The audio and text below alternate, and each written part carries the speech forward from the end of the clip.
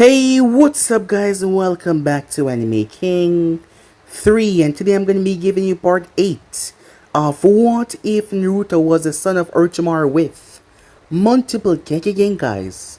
Remember to get this one to 100 like as usual, share this to all of your friends on your social media platform, and also guys, don't forget to go ahead and check out the brand new episode of What If Naruto Was a Prodigy from the Senju, Uchiha, and Uzumaki clan over on Anime King.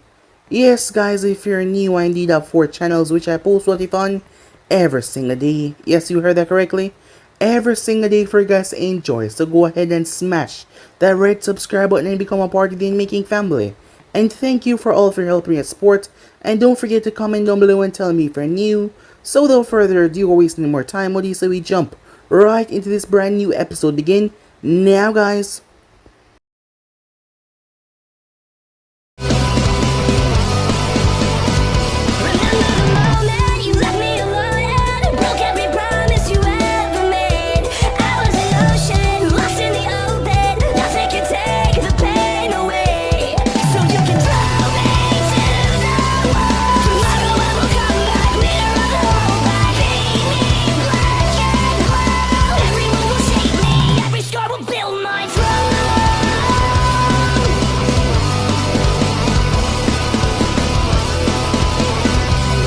So the last part that we left off, as the match was beginning between Naruto and Mito, the both of them started battle as Mito decided to stay away and not jump in right away.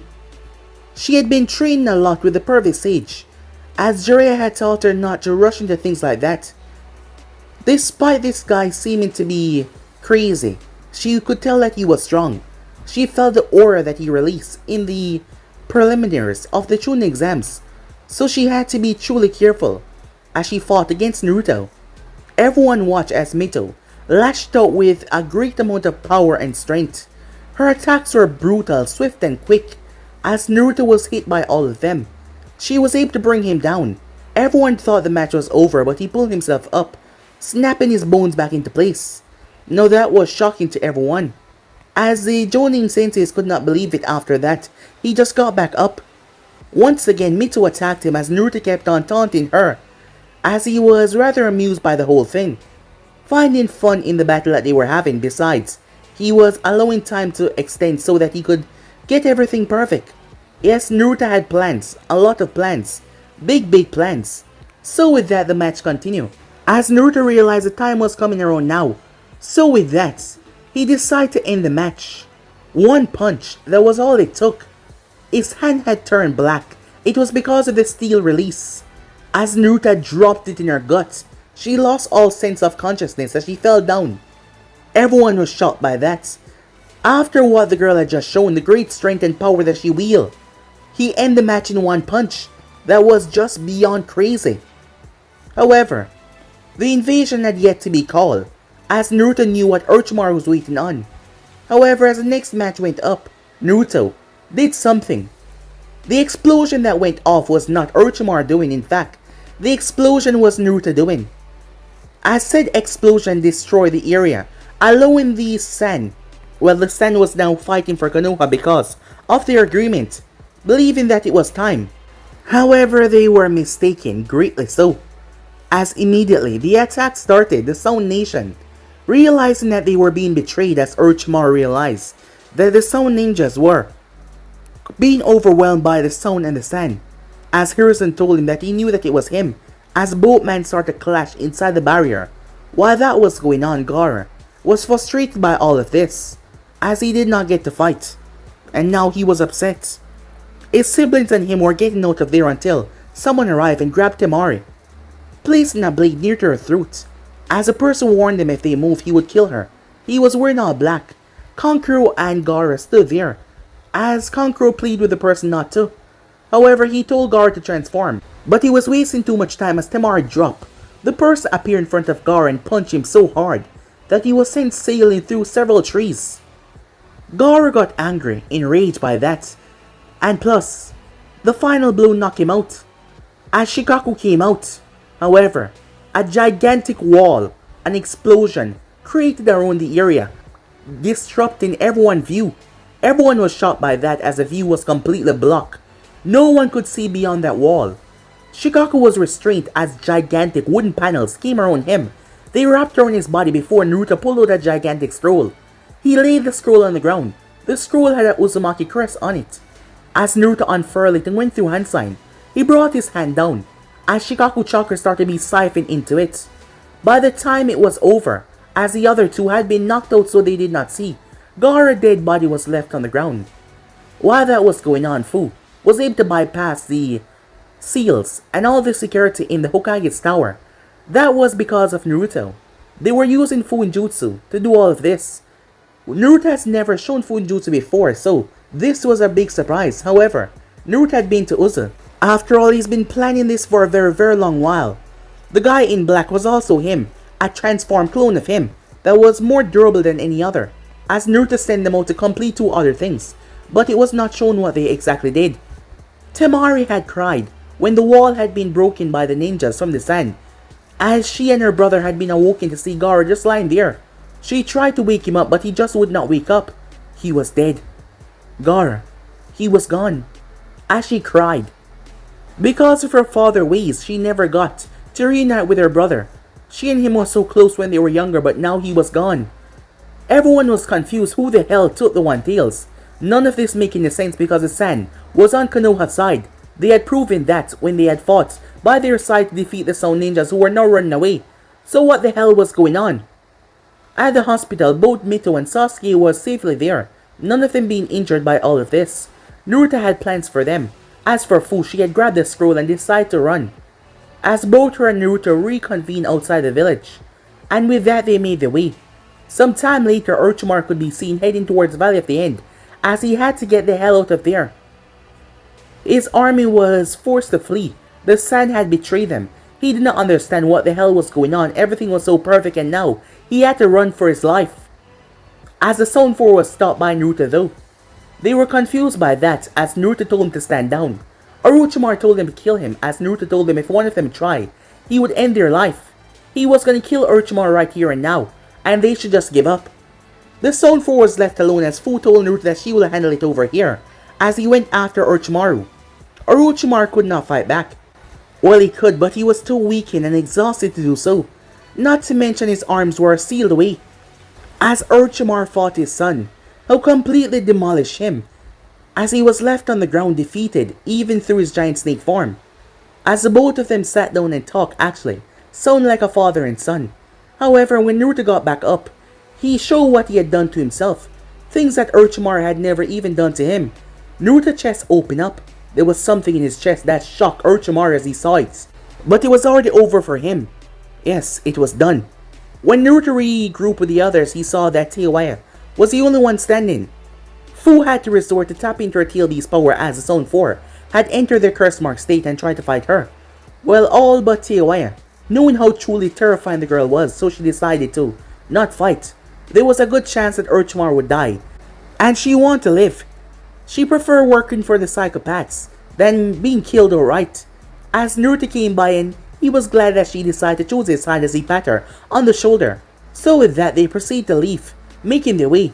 There was a lot more to be done. Yes, a lot more.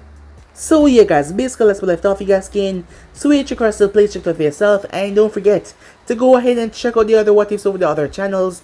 And also guys, remember to turn on the bell notification and see exactly when I post, because I do post a lot. So without further ado, what is it, we jump right into this brand new episode begin now guys. Kabuto Yakushi was not having a good day. No, he was not. It had been a few hours since the invasion, and he was finally getting close back to the hideout. He had no idea what went wrong. The timing seemed off. The explosion before Gaara's match. The sand betraying them. He had no idea what was going on. However, the biggest surprise when he was targeted. He was targeted by a group of envoys. An entire team came after him. If it wasn't for his replenishing pills that heal almost any wound, he would have been dead by now. He was caught off guard in shock. He was wearing an envoy mask, so he did not understand how they knew, how they were able to find out about him.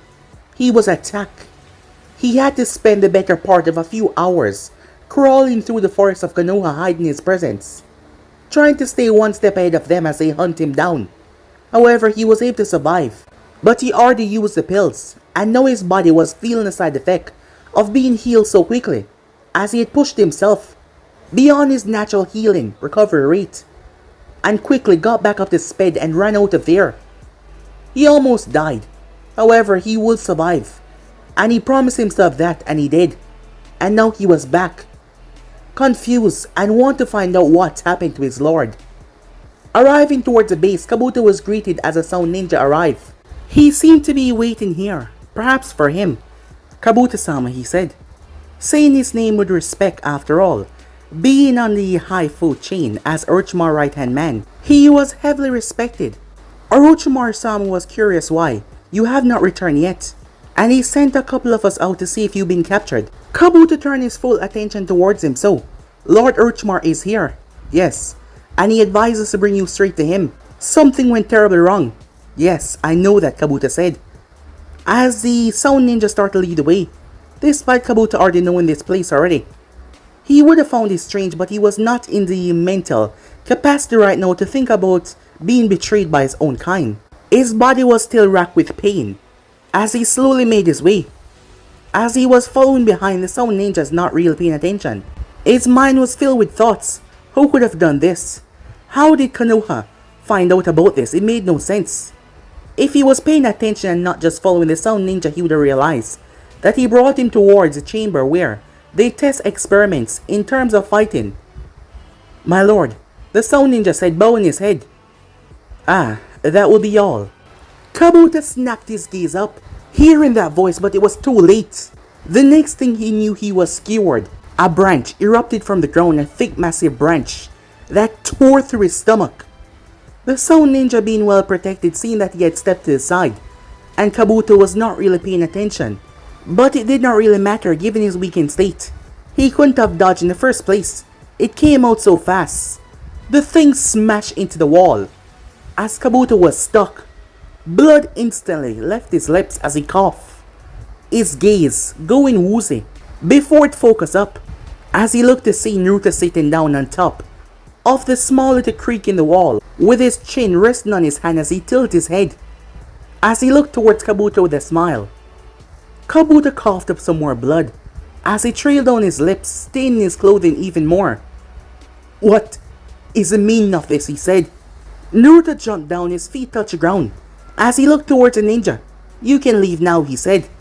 The man quickly bowed and ran away as fast as possible, as he did not want to get on the receiving end of his new master's wrath.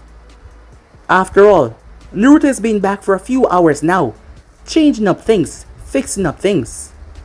Oh, you see, it's quite simple, Kabuto, Naruto said with a toothy grin. But come on, you're really smart. Don't you already know? You betrayed us, Kabuto said. Ding ding ding, said Naruto. That's exactly right. You know, father should have listened to you. After all, the amount of time you told him that I was gonna be his downfall, that I was going to betray you guys. Kabuto's eyes went wide. Wait, does that mean? Yep, I killed my father, Naruto said in a dramatic way. Huh, I thought it would be more, what can I say, emotional, but not really. As he walked over and patted Kabuto on the shoulder, as Kabuto was bleeding out badly, as his strength was leaving him, he sent Naruto a hard glare. Well, you must be wondering what I've been doing for the past few hours. Well, you see, it's quite simple. I've been killing people and taking command. There is a few more people that I have to kill, but that can wait. We're talking right now. You won't get away with this, Kabuto said. Oh? Is that so? And who's gonna stop me? You? My father? One of the other lackeys? Well, I already killed the Zone 4. I'm gonna go and kill Kidomaru very soon. And for Guren, I think I'm gonna keep her alive. You think Guren would ever choose you? She respected Orochimaru-sama. She will end your miserable existence for what you've done, Kabuto said, barely holding on. as Naruto threw his head back and laughed. "Amusing. You're strong," said Kabuto. "But you're also a fool and a psychopath who always gets himself into some kind of trouble. And that will be your downfall. This will not end with you as a victor. You will die," Kabuto said. "I can promise you that." As Naruto started to chuckle, which turned into a full-blown laughter. "Ah, it's good to laugh like that. You got it all wrong, Kabuto. Yes, I am a psychopath. Yes, I am a man that loves and enjoy killing, because it does not bother me in the slightest. But a fool, that's where you misunderstand me. I've been planning things since I found out about the Uzumaki clan. Orochimaru, my so-called father, place Uzumaki DNA inside of me. I came across a scroll. You wanna know where I came across it? In your lab, with a swirl on it. I was curious, so I decided to do some investigation. And I was able to find out about the land of Whirlpool, ravaged after the Second Great Shinobi War. However, there were some secrets that no enemy ninjas could get to. Without the Uzumaki blood, I was bored, so I spent hours, along with hundreds of clones, searching for anything that might be useful. And you wanna know what? Kabuto's head started to drop as he saw something drop to the ground. It was Naruto's shirt. "I found something," said Naruto. Kabuto glanced up as he saw a slit in Naruto's chest, and it started to open up. Kabuto's eyes widened in shock. Moments later, there was nothing. No remains, nothing at all. Kabuto was just gone. As Naruto's eyes were closed, he just stood there unmoving, like he was some sort of statue. Before he shook his head with a grin on his face, he then shouted out, "Oh, servants!" As it did not take long for several stone ninjas rushed inside, sweat on their face. At being late, the fear was so much, as they were already on their knees. "Yes, master," they said. "Master, I wonder if I like that. You know what, from this moment on you guys will call me the Supreme Overlord that control everything."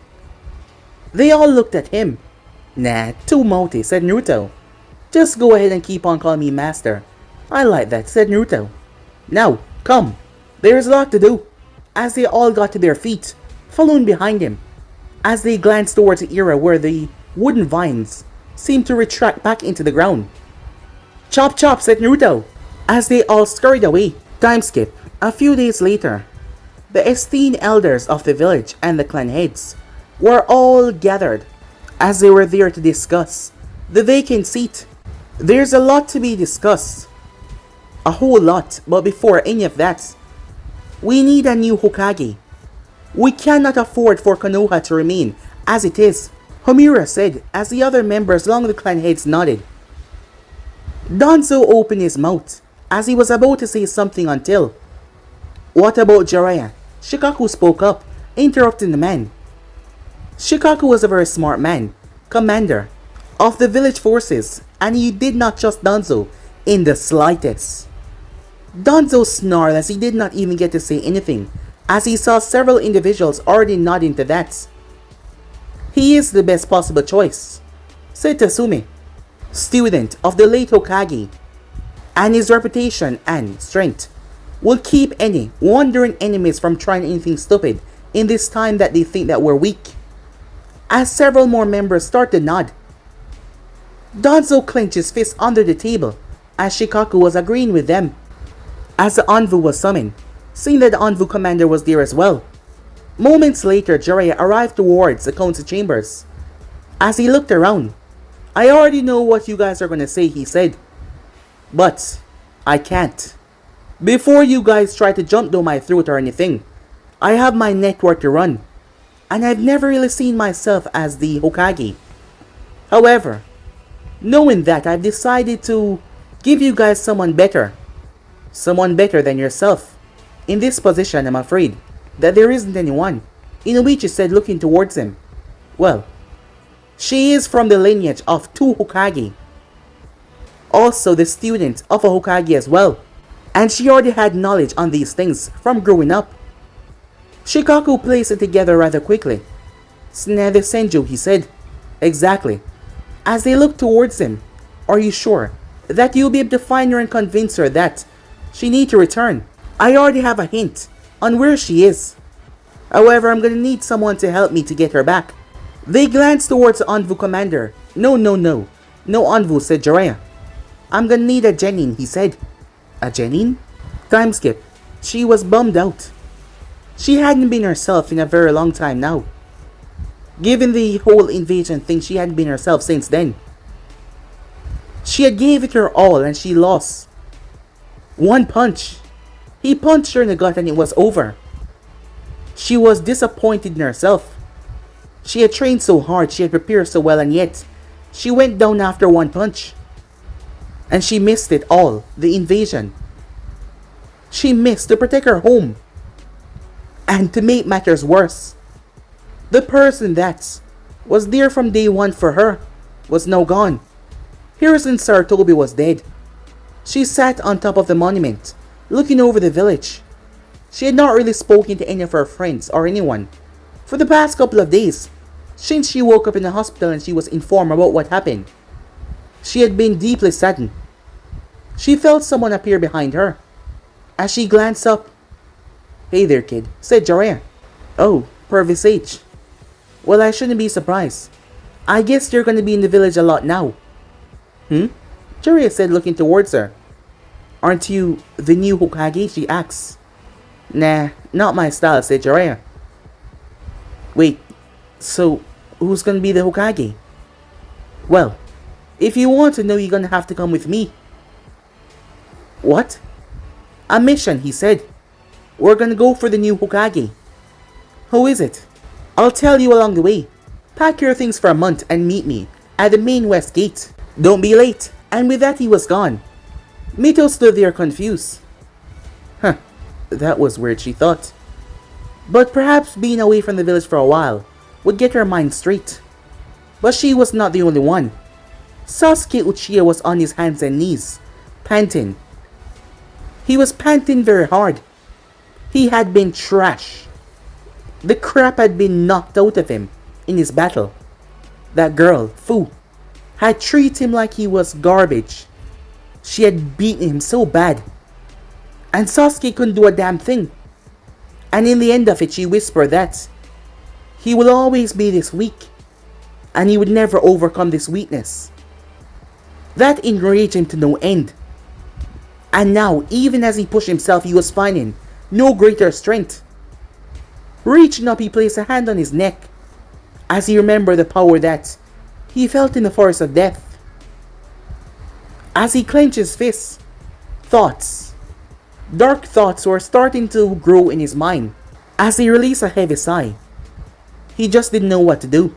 Time skip. At the West hideout, Guren, a rather powerful individual, possessing the crystal release, a rare bloodline, slowly make her way down the hall. Orochimaru-sama was coming here. So far since the invasion, which she was not a part of, Orochimaru was coming here after all this time. Someone that she respected heavily. Someone that she would even give her body up for him to take over. He was finally coming here once again. She was heavily disappointed when he did not allow her to participate in the invasion, despite the big help that she would be. But they lost. A part of her mind foolishly believed that he was here to apologize for not bringing her along, because she was important and he would praise her. That brought a smile to her face, but she knew that reality would never happen. Yes, it would never happen. So as she calmly made her way, she arrived to see Renji and the others. Gozu and all the others were there as well, confusing her. Renji was a dark green-haired individual with black eyes, a scarf around his neck. This little team here, they were not that powerful, but they were powerful than many of the normal lackeys that Orochimaru had. Thus they did more harder jobs. Gozu was someone that cared for Guren, as he wanted to protect her. He was massive in height and structure, as he looked to be some sort of golem or something. Yes, he was human, he was just big. The others weren't that important. The team just worked together, and they could take down many more dangerous things, while nowhere as strong as the Sound 4. They were still strong enough to handle dangerous missions that the normal Sound ninjas could not do. That is why Guren worked with them on missions on many occasions where she was always the leader. And that started the infatuation that Gozu had for her and his protection that he wanted to give her. "What are you guys doing here?" she said. "We were all summoned." "We thought you summoned us," said Renji, him being the spokesleader of the group when Guren was not there. "No, I heard that Lord Orochimaru was here." "Orochimaru's here?" said Renji, looking around, as he was surprised by that. "Sorry about that. It was just some misinformation." They heard footsteps as they turned their gaze to see two people coming towards them. The two individuals entered the chamber that they were in. It was rather large. Guren's eyes immediately turned into a glare as she glared towards that boy. She hated him. Yes, Guren hated him. For one thing, Orochimaru was someone that she wanted to please. Someone that she wanted to see her as important. However, with him here, Orochimaru only focused on him. He was his pride and joy, his son. And Guren, despite not showing it out loud, as she always kept her hate to herself. "Naruto," she said, "what are you doing here? And what's going on?" She's seen that girl already. Fu was her name, but she did not concern to know much about her, as Fu stood beside Naruto. "Well, I'm the one that summoned you all." "Why did you pretend to be Lord Orochimaru?" Guren asks. "Oh, that. Well, it's quite simple. He's kind of dead." Everyone was shocked. The whole place was quiet. There was no sound at all, as they all looked towards them. You're joking, right?" Renji said, thinking that this was a joke. This kid kind of scared him. There was just something weird and freaky about him, and he had decided to stay as far away from him as possible.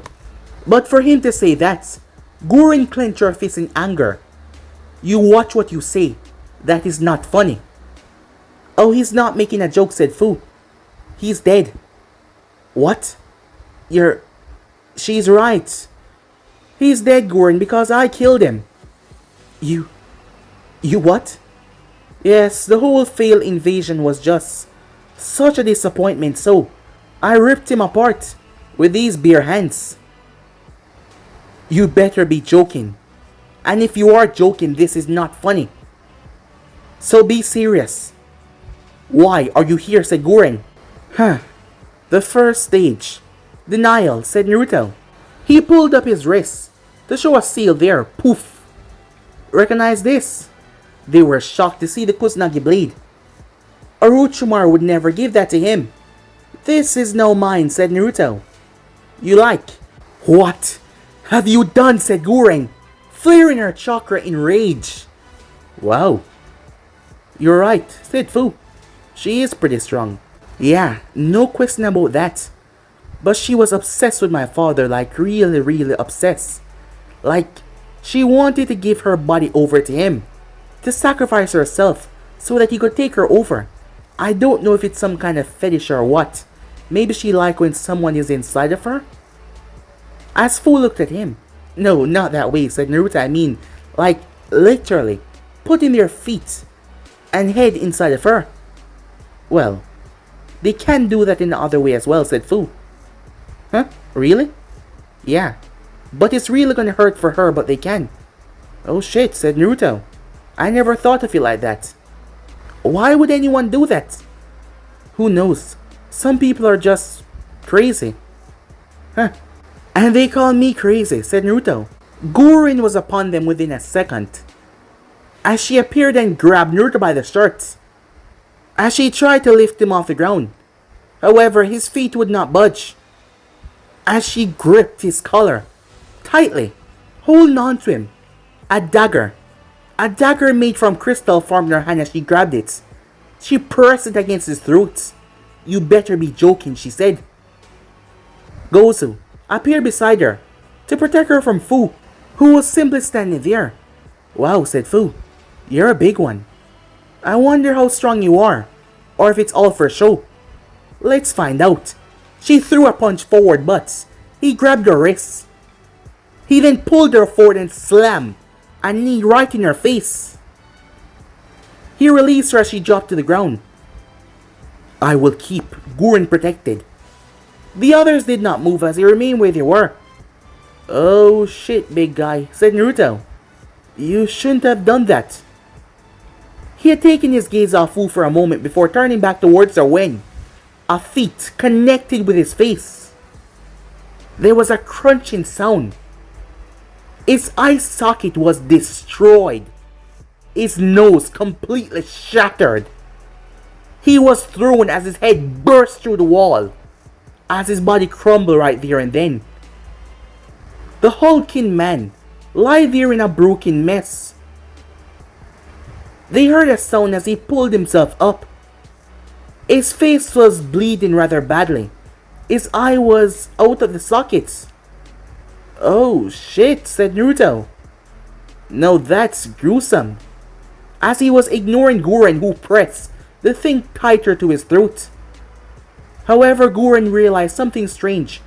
He was not bleeding, despite her pressing so tight against him. For all intents purposes, she should kill him right here and now. If what he was saying was true, but she had to find out. She know his attitude, she know the way he act, but for him to say something like this. Hey, Guren, you should really stop this. I'm not here to kill you, said Naruto. You walk in here telling me that you killed Lord Orochimaru-sama, and you expect any different outcome. Guren, said Naruto. I want you to work for me, so just calm down. Work for you. It seems you've gone mad, Guren said. If what you're saying is indeed true, then I'll kill you where you stand. There will be no survival, no escape for you, Guren said in a fit of rage. Oh, is that so? Hey, you guys. Renji, was it? I'm not that good with names. Oh, yes, said Renji, looking towards him, stuttering a bit. Are you guys gonna join her? As one of the other members spoke up. Join her? Yeah, I mean, do you want to die? What? No. Oh, that's good and all because, well, you see, Guren is more important than you guys, so if you had joined in, I would have killed you all, so just stay where you are and you will live, okay? But Guren, she's important, so I won't kill her.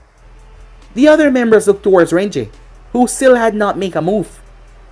As Guren did not turn her gaze towards Renji though, she pulled the dagger back and drive it towards Naruto's stomach to impale him. She had to weaken him. However, she then felt it. What she hadn't been seeing in her rage. She jumped away from him as she landed. Oh, for a moment there I thought you forgot. We're one and the same, Guren. No, we are not. You're just a cheap version of myself. I always hated the fact that Lord Orochimaru chose to infuse you with my own DNA to allow you to have that power. Naruto sighed as he reached his hand up. Slowly but surely his body started to crack before shattering. All the crystals fell off him. What can I say? I just did it for a dramatic effect. I don't like the crystal thing that you have going on over your skin. It kind of made me feel heavy. And it's annoying. So yeah, you can keep it, you fool. This way I can kill you easier. Yet you say that, but do you think you can make it a reality? As Naruto turned his head. Well, seems like someone was pissed off. As Fu was walking with the head of Gozu.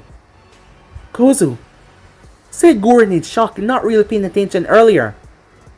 He pissed me off, said Fu as she was holding a blade in her other hand. You know what, I think you're right. Using a weapon is fun. As she threw the head towards Guren. As Guren caught said head and looked towards it, Gozu had been a loyal supporter of her, who was willing to protect her in any means, always jumping to her defense. And that bitch killed him. Guren flashed forward, creating crystal shards in her arm that turned to long blades as she slashed at Fu. However, Fu tilted her head as she dodged. Guren slammed her feet in the ground and spun. As she sent a brutal kick towards her, Fu brought her arm up as it made contact, before Fu pushed her away and jumped right in her guard. However, when she made contact, Guren's body did not suffer the effects because of the crystal. Fu was forced to jump back. Whoa, a catfight. The members of the team with Renji froze as Naruto stood there behind him. He threw an arm around Renji's shoulder and the other one next to him with that strange blue suit. The both of them were trembling. Let's just stay here and watch, shall we? Said Naruto as he watched the proceedings happen. Back over towards the girls, as Fu had jumped away. She reached up as she wiped her cheek to see blood.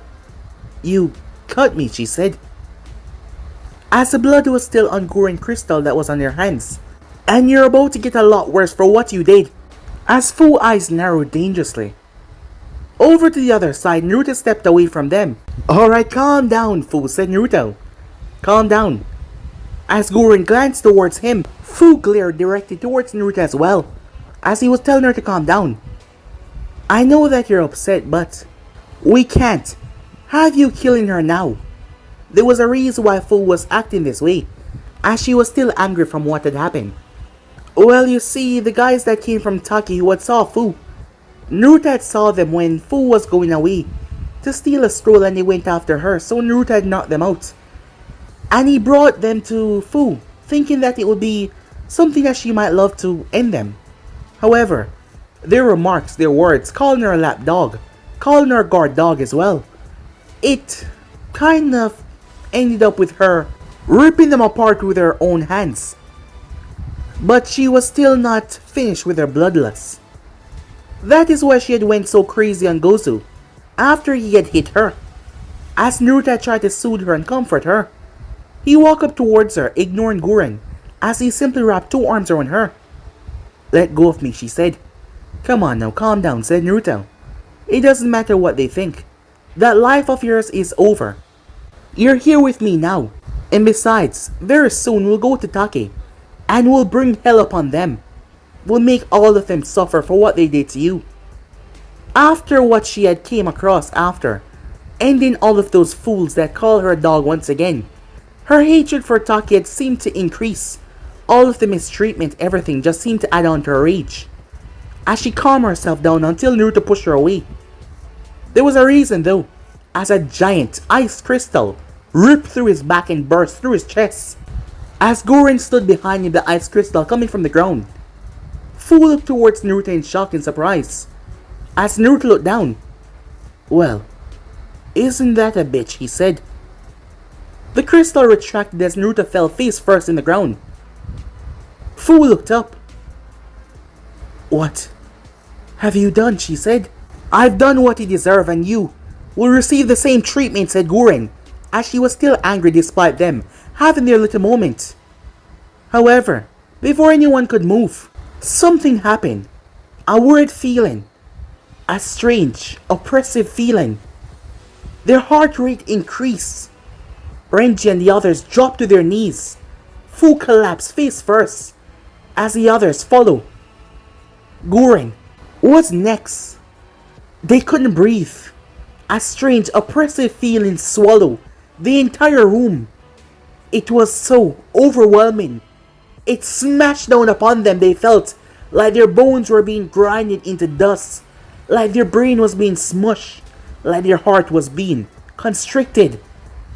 They could not think, they could not talk, they could not scream, nothing. That was until... Sorry about that, said Naruto as he held his hand down towards Fu.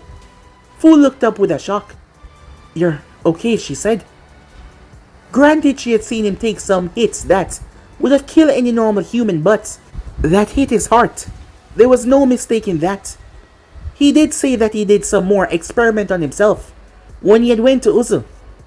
Something that he had not fully told her yet, because he told her when they get there, he would explain everything. She punched him in the shoulder. You idiot! I was so worried, she said, almost forgetting about the feeling that she just felt. As Naruto chuckled and rubbed back of his head. Why did you fall like that if you were alright? There was not even a scar. His chest had just healed completely. She then blinked and asked, What the hell was that? That feeling, she said. I've never felt anything like that before.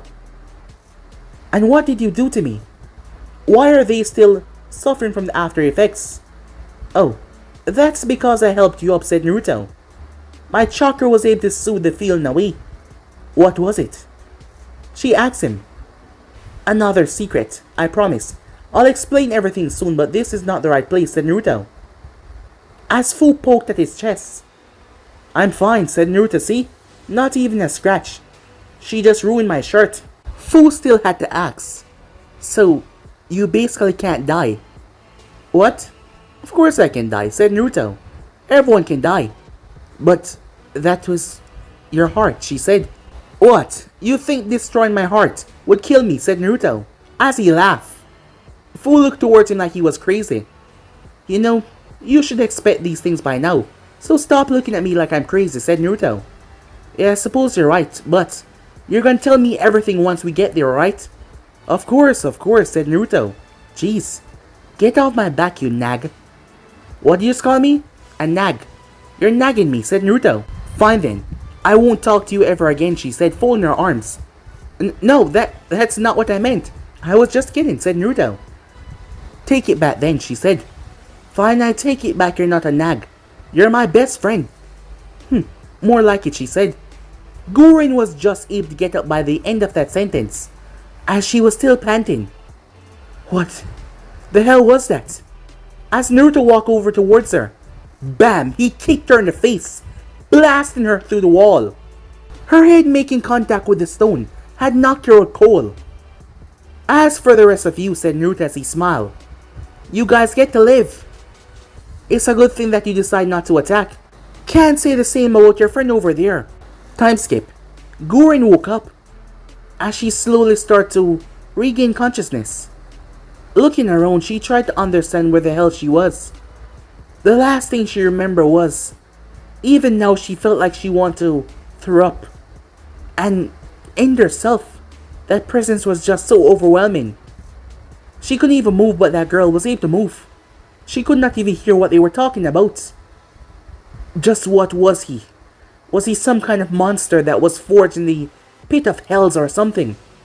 That is when she noticed that she could not move. Her arms were shackled to the ground. There were seals on her arms and the shackles that prevent her from molding her chakra. That is when someone glanced inside of the room that she was in to see that she was awake, and the person rushed off. She heard the footsteps.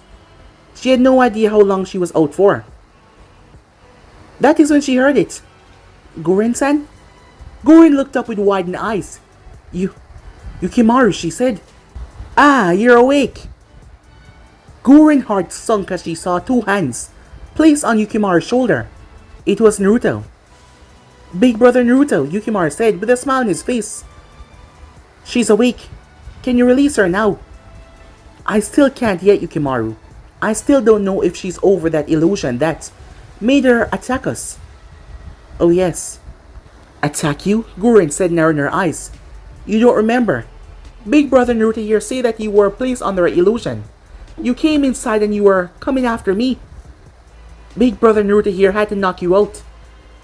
He told me that you were under some sort of illusion to hurt me, but that you were fighting it. He said that we can't release you yet until you're over it. Guren knew that none of that was true. However, she saw Naruto's hand creeping towards Yukimaru's neck. Stop, she said, taking a breath. Don't. Please. I'll do it. Guren, are you okay? Said Yukimaru. It seems like she's still not over it yet, but she will be as good as new in a few hours, so there's nothing for you to worry about. But I believe that you being here is tempting her even more, so why don't you go with Fu? Come on, Yukimaru, let's go get something to eat. Sure thing, he said. Bye, Guren-san, he said. I'll be back soon, okay? And once you're okay, everything will be fine, alright? Yeah, everything will be fine, she said. Just go and eat, she said to him, a fake smile on her face. Once he was gone with Fu, Naruto walked over and sat down. She wanted to strangle life out of him, but she did not move. Man, oh man. I wonder how he will feel if he found out that you killed his mother. Guren's eyes widened. Oh yes, I know a lot. You see, Guren, now that Orochimaru is dead, there's only one person that you care about, and it's that boy right there. So, if you don't help me, I'm gonna place you under illusion and make you rip him limb from limb while you're conscious, but you won't be able to do anything about it. Is that something that you will like? Please, no, she whispered. I can't hear you. I said no, you bastard! Don't hurt him. Good, said Naruto as he patted her on the side of the cheek. She was glaring at him so intently. Naruto whacked her across the face as her head tilted aside. Come on now, Guren, you know. I don't like when you glare at me like that. As the blood started to run down her lip. I know it's gonna be a hard change at first, but you're useful, Guren. There's something I need from you. So just, well, work for me for a while and then I'll let you go. You'll let me go? Yes, you and Yukimaru. Now that Orochimaru is dead, you can go and do whatever you like. Die in a ditch for all I care. Guren sent him a glare. However, she quickly erased it. Seeing Naruto gave her another look. So once I'm done, you let us go. She wanted to kill him, but she wanted to protect Yukimaru. After killing his mother, she had vowed that she would protect him after Orochimaru reunite them again, for her to watch over him. As Naruto nodded his head, you have my word, and I don't break my word. You never keep your words. You're a liar, said Guren. Oh yeah, but you have my word on this, and I promise. As Naruto got up. Wait, how are you alive? What do you mean? I stabbed you right through the heart. You should have died. Well, for normal people, yes. But you see, Guren, I'm a different kind of monster, said Naruto, with a grin. Talk soon. And with that he was gone, leaving her in the darkness. She clenched her fist in rage. If they knew about all of this, she could not fight against them without putting Yukimaru's life in great jeopardy. And that is something that she refused to do, even if Master Orochimaru was now dead. As that brought tears to her eyes, tears of anger, sorrow, pain. But she did not trust him one bit. The first chance that she got, she was going to try and find a way to get the hell out of here with Yukimaru and leave this place. The first chance she got. Time skip. Mito panted as she was training hard. As she was trying to learn the Rasengan. A lot has happened since she went on the trip with Jiraiya. For one, they were attacked by an organization, well she was, now known as the Akatsuki. Turns out that they were after her, more like what was inside of her. That was a rather fearful thought. And they found Tsunade, and let's just say that Mito expectations had completely shot.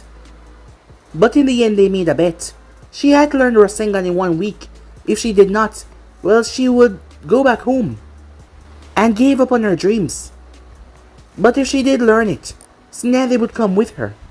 Mito had that much confidence in herself. However, up in the trees watching her was none other than Tsunade. It was painful looking at that girl. Immensely so, the reason being, she looked so similar to her grandmother. Her grandmother, who was also named Mito as well, Mito Uzumaki. It was amusing. The girl had spoke with such conviction. It's rare that you see kunoichis like this. It made Tsunade actually believe that she can do it. It doesn't matter how difficult the Rasengan was. And now that she was thinking about it, she might have gone a bit overboard with calling Sensei a fool. The man was dead after all. But she warned him about that. However, this damn girl was weakening her resilience of going back to Konoha, something she promised that she would not do. However, as she watched the girl blast herself away, her instinct was to go down there and help the girl. That was until Shizune arrived. So Shizune was here as well? Yes, Shizune. She always seemed to neglect Shizune as well. She has done and always stopped by her side, keeping her from going overboard with her drinking, even if she chose to curse at her sometime when she was overly drunk. She sighed to herself. Now she was conflicted by this damn girl for just showing up. Damn it, she thought to herself. Time skip.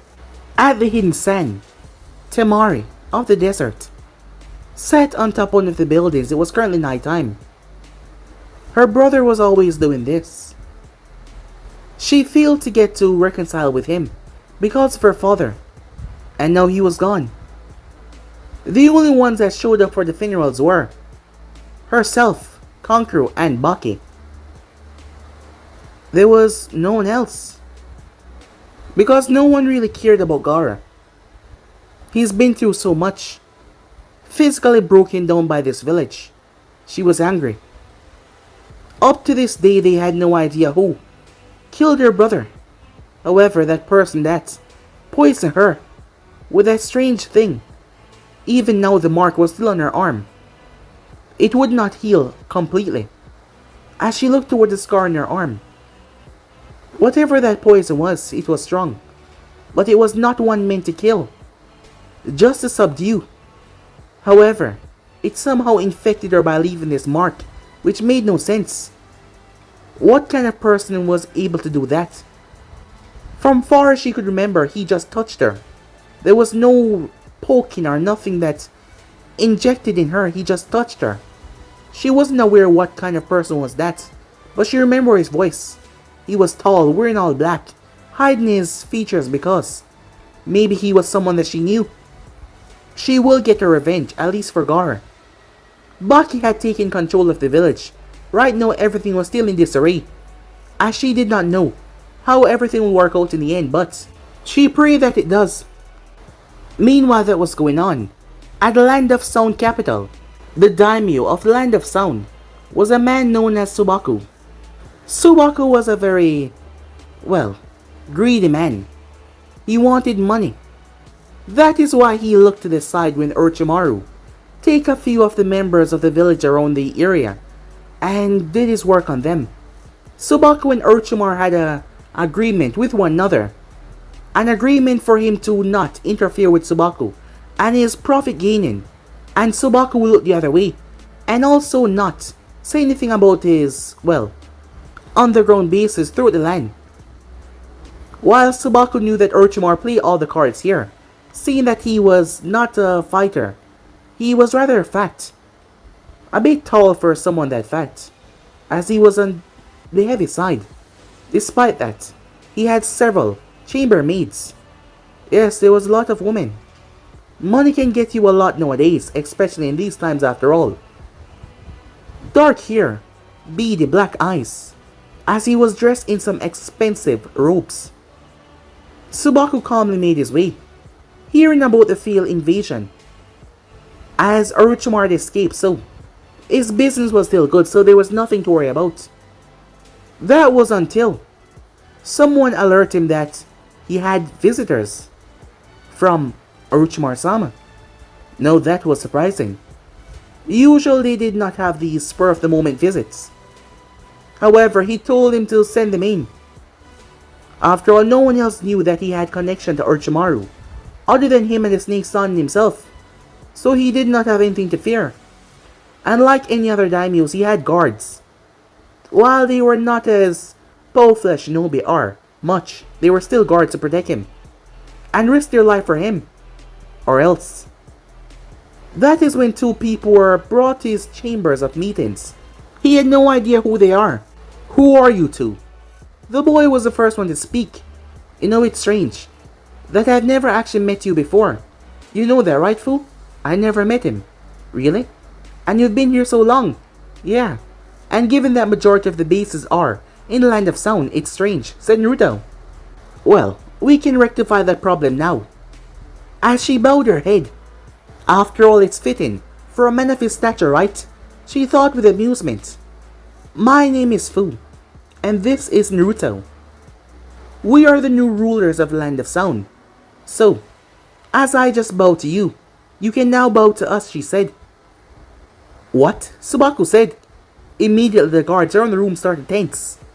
As Naruto looked at them, they had spears, weapons, and all that. Subaku, right? Subaku did not answer. As she said, we are the new rulers, so you can bow. How about you kiss my feet? I never had a daimyo done that before. You insignificant brat. How dare you walk in here and slice? It all happened so fast. As Naruto unsealed the sight that he stole from Hidan and sliced it, Subaku cried out as his right arm was torn off. Dropping to his knees, Subaku clutched onto his arm that was bleeding heavily. "Kill them!" he shouted. His guards rushed in. Fu opened her mouth as all of them went blind, her hiding in dust powder technique. When Subaku was able to finally see, all of his guards were sliced, hacked, or literally torn from the inside out. He was on his knees shaking in fear, losing so much blood. Sorry to make a mess with a place like this. After all, I'm gonna have to clean it myself. Man, you know, being evil and psychotic is sometimes a real work. So how about it? Are you ready to go and meet Santa Claus? What? Subaku said. Oh, said Naruto. Sorry about that. I mean, are you ready to go and meet the Easter Bunny? Subaku looked up at him as the man was losing more blood. What am I saying? Maybe I am going crazy. I mean the Grim Reaper. Say hi to him for me, okay? Subaku tried to run away, but Naruto lodged the sight in his head before tearing it out. As he then walked over, he pushed open the double doors. Seeing the girls all huddled inside, it seems like they were peeping. "Easy, ladies," said Naruto. "I'm not gonna hurt you." Really? One of them asked. "Of course not. You're servants, right?" As they nodded. "Good. You can still continue to do your work. You're just working for me now. Is that understood?" As they quickly nod their head, Naruto walked away as he went to the large bedroom to see two sleeping girls on it. "Hi there," as the both of them were woken by his voice. "And what are you..." "Oh, I see. Really? Him? I mean, he's... well, that guy, really? You two are beautiful and yet... Huh, I'm shocked." "What's going on?" said Fu. "Fu, come here," said Naruto, as she came in the room. "What's wrong?" "Look at these girls. They were sleeping with Subaku." "Really?" Fu said. "Huh, I guess money does control everything." "Yeah, it's a good thing that we got a lot of it now," said Naruto, as Fu grinned at that. As Naruto closed the double doors, "Remind me to burn that bed," he said, as Fu nodded as they walked out. Several sound ninjas came in as Naruto spoke to them, as he gave one of them a scroll. "Get all of these things, and do everything that is instructed in that scroll. When I come back, everything must be perfect or... well, you know." "What, my lord?" "Oh, I thought it was clear." "I'm gonna kill you," said Naruto. "Well, see you soon," as he started to walk away with Fu. "Well, that was eventful," she said. "So what now?" she asked. "Still have a lot more to do. After that, we're gonna have to kill this Akatsuki group. But we're gonna need to be stronger for that. I read in my father's notes, there's a guy known as Pain. He possessed a legendary Rinnegan." "Rinnegan? What's that?" Wait, I know about that," she said. Let me see," as she racked her memories. "Oh yeah, the Sage of Six Path." "You know about that as well," said Naruto. "What? I studied a lot. I didn't have much to do than guard the water after all." "Oh yeah, forgot," said Naruto. "So this Pain, what is his deal?" "Well, he possessed the Rinnegan. I heard it's one strong dojutsu. Stronger than yours. Well, the Mokidan is incredibly powerful, but I heard the Rinnegan makes you a god." "So how are we gonna defeat a god?" "Well, I read one time if you're able to make a god bleed, you take away all of his power." "And I'm gonna chop him up," said Naruto, as she looked towards him. "Oh, not now. I'm not gonna go after them now. I mean, look at me. I'm still a kid. Let's grow first." "Grow? You mean normal aging, right? Not some experiment crap." "Of course normal aging. We still have a lot to do. We've now sieged over everything here and Land of Sound, but there's still many bases. There's also still many people. Jugo carrying this, that. Yeah, there's a lot more to conquer, said Naruto. And besides, as I said, we're gonna need to get a lot more powerful. I thought that involved your plan with the tail beast. And as I told you, you won't hurt Komi, she said. And as I said, I'm not gonna do anything bad, said Naruto. He's been there for you since day one helping you out, so I kinda respect the guy. But as for the others, it's not like I'm gonna kill them or anything. I'm not even sure if you can kill tail beasts. I already have the one tails though. I'm just gonna use their power for something. For what, Fu asks. Something really interesting and fun. However, we're gonna need Sasuke Uchiha. The Uchiha? What does he have to do with this? Well, it's a big part of the reason why I told you to kick the crap out of him. Now he see how weak he is. So when I go to offer him power, he will not resist. You know, just because you act all crazy, I kinda forgot how smart you actually are. To think you planned all of this. Yep, I'm one smart cookie, said Naruto. Even right now, all those plans are going through your head, right? All the planning for the future, isn't it, said Fu. If you could only hear what is going on in my head, said Naruto. Inside Naruto's head, jingle bell, jingle all the days. Yep, said Naruto as he pointed a finger toward his skull. Lot of planning, he said, as they proceed to make their way. But guys, be in episode right here. If you want the next person to do, like, subscribe, comment down below, and turn on that bell notification to stay posted. But I'm out for now, see you guys soon. Peace.